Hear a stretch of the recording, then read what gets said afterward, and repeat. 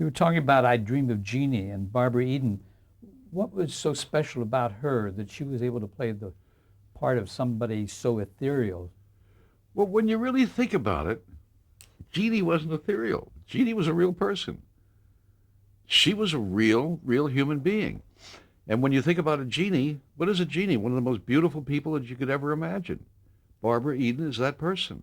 She's got an incredible figure. She's got a gorgeous face. She's got that innocence that you don't find in everybody. Her demeanor is that of a child. Um, she's extremely dignified in her own way. And plus, everything else comes the magic word of television. She's very likable. So you go from there. I mean, you could, God, I can give you 30 actresses that could have played it, and we would have lasted 6 weeks. And they just as pretty, just as nice, just as this, just as that. Greatest figure in the world, unbelievable belly button, and that was the big thing about the belly. But that wasn't Barbara Eden. Barbara was special. That's the difference. You mentioned the belly button. Did the censors at the network Yes. want you to cover up the belly button? Yeah, and they did. They did everything. They had the costume up here. They had it down here. They had tape. They did everything. We got the belly button thing every week. Every week. That's the first time I found out what censors was. A little different today. Mike, today you can't look at television today. Yeah. Destroy your family. Let's talk about Days of Our Lives, a daytime soap opera that you were on, and it started in 1965 and is still running some, 40 years later. I'm so proud of that show. That was the Cordays, huh? Barbara Corday and their husband Ted. Like nothing I ever met. They were two of the most dearest people. They knew daytime soap operas. And Millie Gussie got them McDonald Carey. My God, nobody had ever heard of a star doing daytime. And Burt Metcalf, God love him, kept saying this Lady Frances Reed. Me, the casting director, and I'm training Burt Metcalf. And I can't place Frances Reed. I didn't know who the hell she was. And in comes Frances Reed. And through the Cordays, we cast probably one of the best ensemble casts I think I've ever been involved with. But Ted Corday was truly the pure gentleman's gentleman. And Mrs. Corday was absolutely wonderful.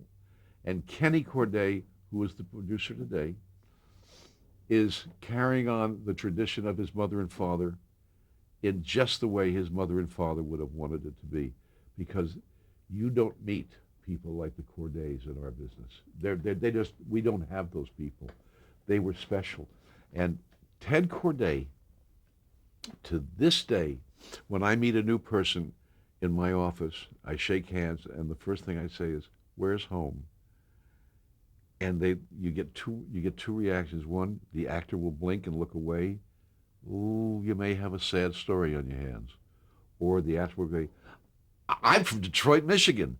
You've got a wonderful family life on your hands. The young man who looks away, there's something wrong here someplace, doesn't like his home. The other one got the support of a family to be a performer. I got that from Ted Corday. I have to this day never met an actor where I didn't say, "Where's home?" Was this your first soap opera that you ever cast? Second, I also did Morning Star, his first one. And it was, God, they were good. They knew their business. And they really knew their business. They were stylish, and they knew story, and they knew how to weave the whole thing, and they taught Kenny directly today, and that's why it's such a good show. Just briefly, it was about the Horton family, wasn't it? And Frances Reed was the mother of the The Horton. mother of the family, and it was a doctor in a small town, and Mac. There's a guy still on the show, John Clark. He's still on the show. He had just come off of L.A. Confidential, or one of those things at L.A. show, a series, and he was a pretty hot actor. And the Cordays meet him, and they love him, and they want to set him. Clark comes in, he said, "I don't know you very well," but he said, "People say I can talk to you." I said, "Shoot, what is it, Johnny?" He says, should I do this soap opera? This is soap operas. I said, yeah. He said, why? I said, because if you get lucky, you might buy 2 or 3 apartment houses and have an annuity for the rest of your life. And he said, in today's world, where is an actor? He says, you're right. I saw John Clark a year ago. I said, Clarky, how you doing? He says, well, he says, I've got 200,000 acres up in Big there. I've got 2 apartment houses here.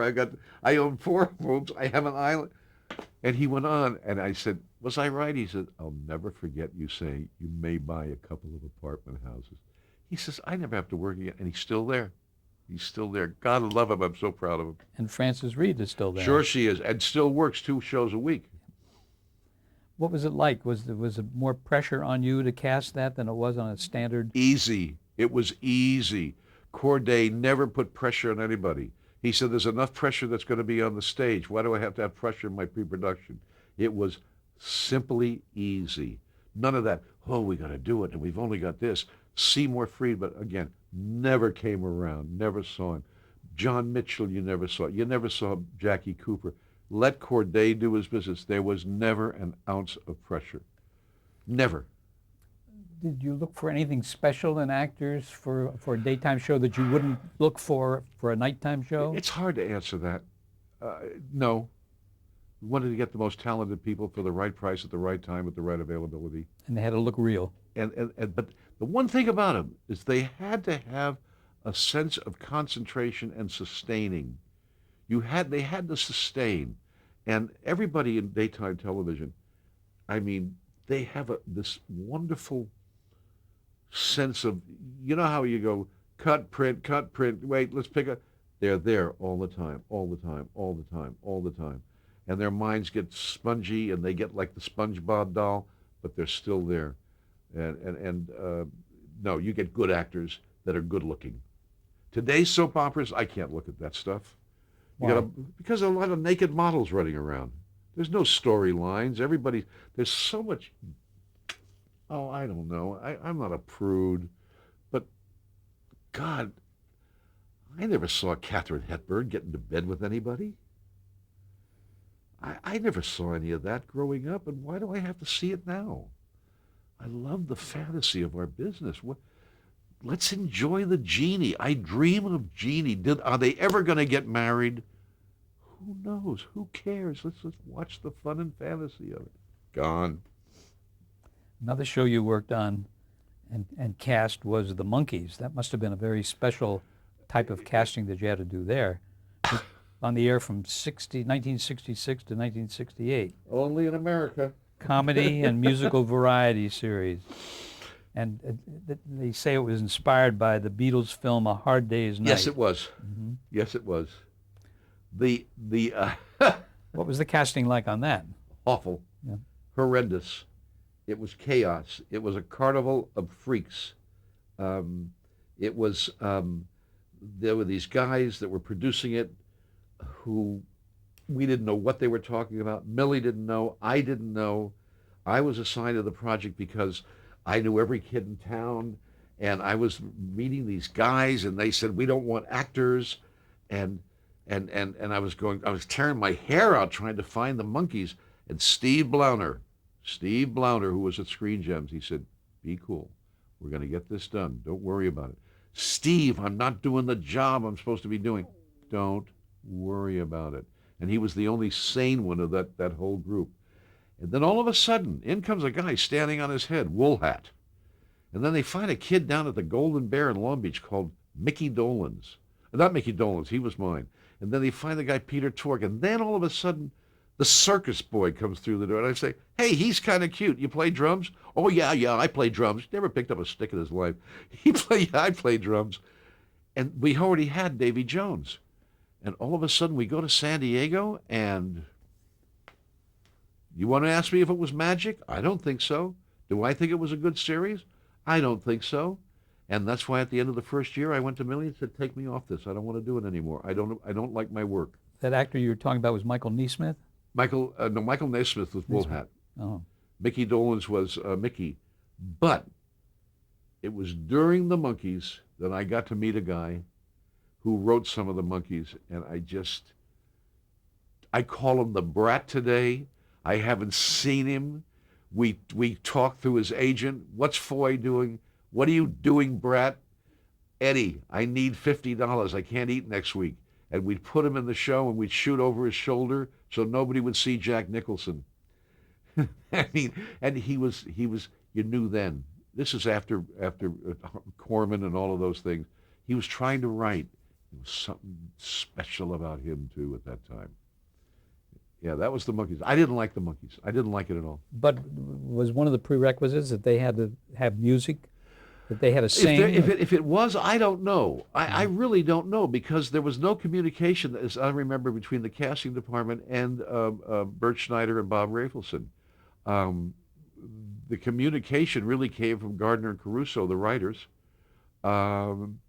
We had directors like Bill Frawley, and they were okay, but they were all in a different space. Little did we know it was the beginning of the 60s and the 70s. And so some of us who were not at all familiar with what was going on, all of a sudden these kids had long hair and say, what the hell are we doing here? This isn't Farmer's Daughter. This isn't Donna Reed. And very honestly, I got caught up in the non-change. I didn't want to make the change. And so I asked to step away from it. Though there was a thrill for me on that. I was crazy about a singing group, and I'm getting in my car one day, and I looked, and I saw the Mamas and the Papas. And I went, oh, shit, something's going on here. These kids are better than what we're thinking about. I didn't know anything about what was going on the set. I never went to the set. I didn't want to be associated with the show. My mental creative psyche was not into the Monkees. And I don't think I'd be into the Monkees today. And I've done the whole metamorphosis and everything with the long hair, and I lived at the beach, and I had the beads. And I don't think I would have ever gotten into that scene.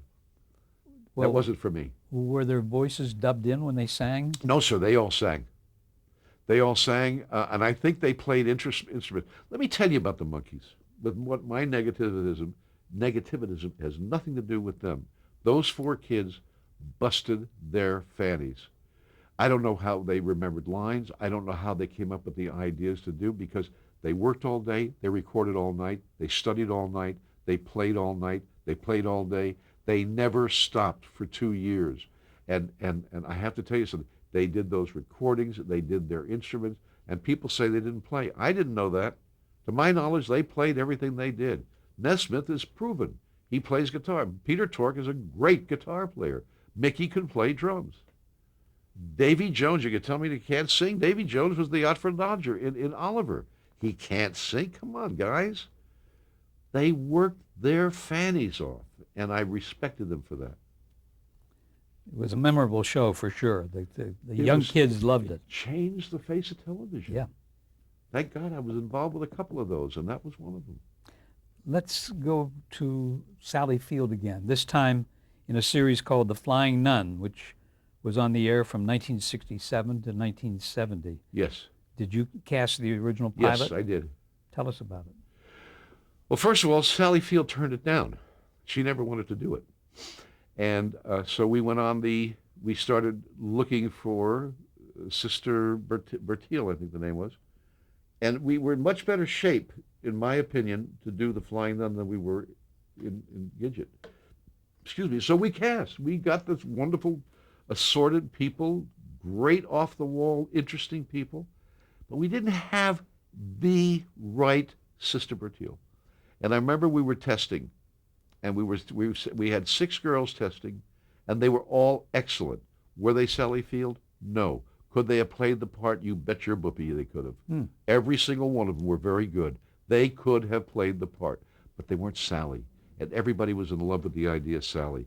I have to give Jackie Cooper, I believe, the credit, because there was a story that he picked up a phone and called her and spoke to, I think, Jock and her agent and her mom, and I think they made her some sort of, as they say in The Godfather, I'm going to make him an offer he can't refuse. And I think an offer was made that she couldn't refuse.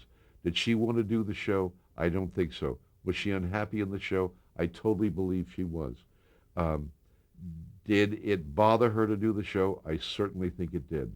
Because it was at that time and after that time that she made the change and she stopped doing television series and stepped into where she now became the actress that I know she to be. Was was it a pleasant show to do? Oh yeah, it was a fun show. There were good cast, good people, nice people, uh, and enjoyable people to work with. Harry Ackerman was the executive producer. You worked with him. First man I ever met in the industry that had his finger on the pulse of America. Followed by Aaron Spelling. Harry Ackerman was a true gentleman. Uh, he was the executive producer of all half-hour comedies at Screen Gems. He was the man. Everybody worked under his banner. Why? Because he was good. He knew what America wanted to see, and he had a wonderful, easy, simple way about him. And I learned so much from Harry. One thing I learned from Harry: don't do something that can't be done. And there are things that can't be done. There is trouble moving mountains. There's a problem picking up the Empire State Building and moving it 6 feet. And Harry used to say, if we can't do it, let's not waste the time, because he was always thinking about doing something else. Uh, was Sally Field the one in mind when the series was first written? Yes. She was the only person discussed. And then when she said no, she wouldn't do it, because you do the tie-up. You try to make a marriage with the project and the star and sell it. We didn't have that. We had Sister Bertil. We had the flying nun, the idea of a nun that flew. So we had to cast it. And then I think the day before we were to do the test, she agreed, and we canceled the test. That was one of the hardest things I ever had to do, was tell the girls that they weren't going to test, because every one of those 6 girls could have played the role. And did those 6 girls go on to do bigger things? I don't think so. Mm-hmm. I think there comes a time in our business where people's hearts are broken, and they never quite have the same feeling again. I know 1 or 2 of them continued on, but they kind of all went their separate ways. Are there any other shows that you worked on at Screen Gems that we haven't talked about that you would like to talk about? Or in your mind, you'd rather forget them? You missed the best. Okay. Next to Tony Owen. Yep. His name was Danny Arnold. Well, let's talk about him. Wackiest ship in the Army. Okay. He was a real character. He was a genius. Yeah. Bewitched. As you remember, he was, I think, one of the writers of Bewitched. How did you first meet him? I met him through a meeting, and somebody kept saying to him, you got to meet a guy called Foy. And he knew somebody in my family, whether it was my dad or my Uncle Briney or somebody like that.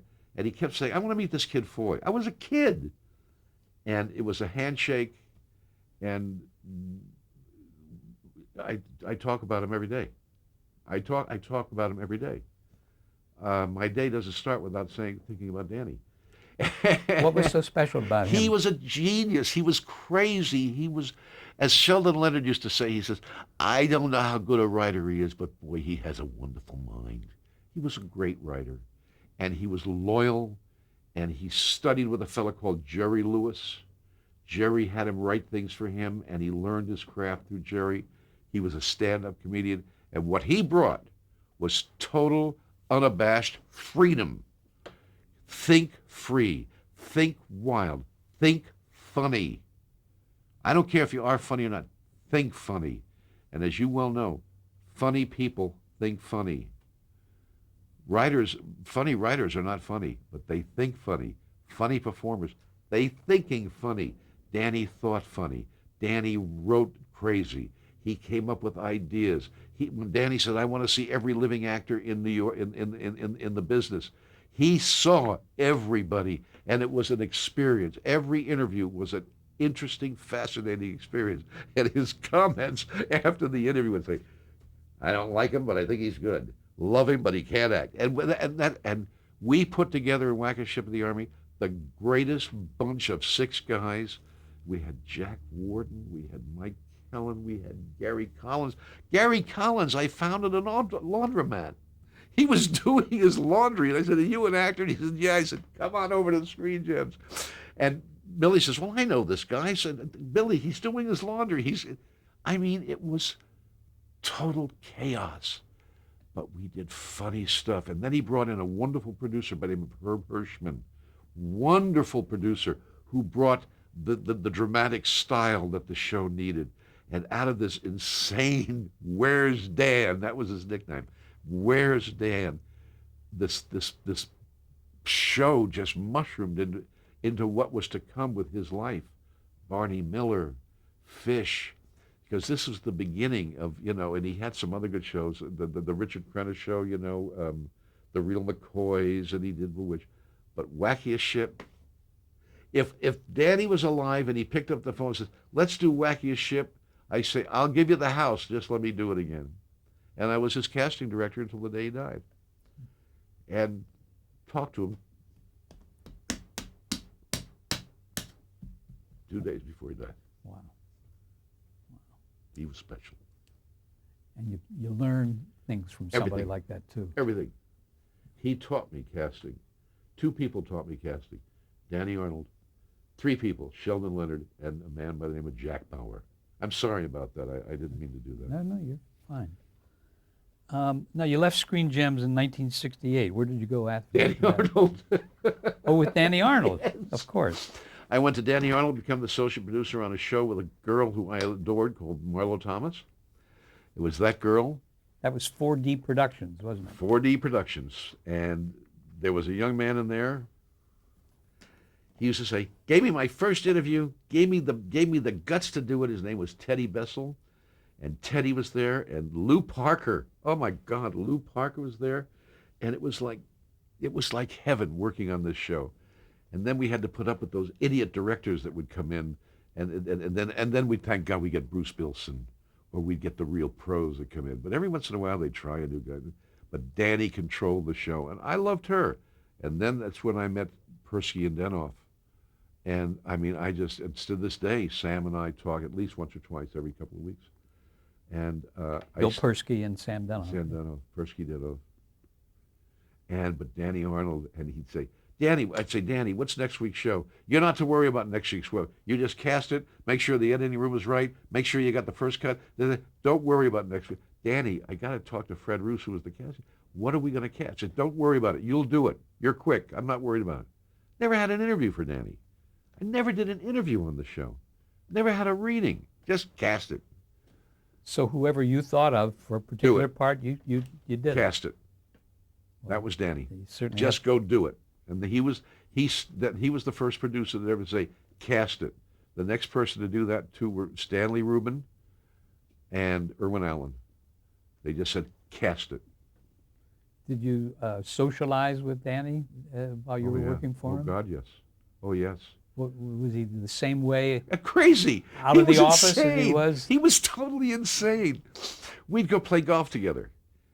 What happened to that first cut? Danny, you're on the first tee. I didn't hit the 9-iron yet. I got to, Danny, hit the 9. No, I don't want to hit the 9-iron. I want to hit the, Danny, will you hit? No, I got it. He was crazy. But he was absolutely the most appetizing human being I ever met. And he oozed talent. And Sheldon Leonard used to say to me, he'd say, boy, how do you put up with him? I'd say, what's not to put up with? You know, Rodgers and Hammerstein wrote a song, and in the song there's a lyric, how do you hold a moonbeam in your hand? That was Danny Arnold. He was a moonbeam. There was nothing like him. That's the kindest thing you could say. I don't know what to say about him. It's wonderful. Why do you think that the two of you worked so well together? Because we loved each other. We were two men. Billy Graham and I, we loved each other. We were two men that loved life. We loved our families. We loved our sense of humor. We argued all the time. We fought tooth and cats and dogs. Where are you going at 5 o'clock? I'm going to get a salami and a scotch. I'll go with you. You son of a bitch. Why did you? Well, I wanted to annoy you. And it was we were just great pals. And it's because of Danny that I have the relationship with Jerry Lewis. Because Jerry would say to me, Danny Arnold worshiped the ground you walked on. You could do no wrong with this. I was the son he didn't have, and he's got 2 wonderful, wonderful sons and a marvelous daughter. And I mean, I almost lost my job at ABC because of Danny Arnold, because they tried to screw him, and I wouldn't let them. I wouldn't let them screw Danny Arnold. And Did he ever find that out? Did he know about that? he found out about it. Yeah. He never said a word. I know he found out. He didn't have to say anything. And you didn't have to tell him. I would not tell him. No. When he passed away, the remark was made at the funeral, keep an eye on Eddie Foy. That's how close we were. Wow. You mentioned Marlo Thomas because one of the shows that you worked on with Danny was That Girl. I loved her. A lot of people don't like Marlo Thomas. I loved her. I wasn't a fan of her dad's. I must be honest with you. Now, the old-time comics were. I wasn't. And I loved her. And I loved her. I'll tell you something. She's got a great story mind. If something didn't work in a script, she'd be the first to fight with Danny. And they would go nose to nose. And I'd sit there and watch him. And then she'd say, what are you looking at? I'm saying, I'm looking at two clowns laughing at each other. I'm laughing at you. And I said, you're going to do it the way he wants you to do it. If you don't like it, you're going to change it in the editing room. Yeah, but don't tell him that. You know, it was that kind of relationship. Bright, intelligent, smart as a whip, loyal. Danny Arnold, Marlo Thomas, one of the most loyal people I've ever met. Danny, loyal to a fault.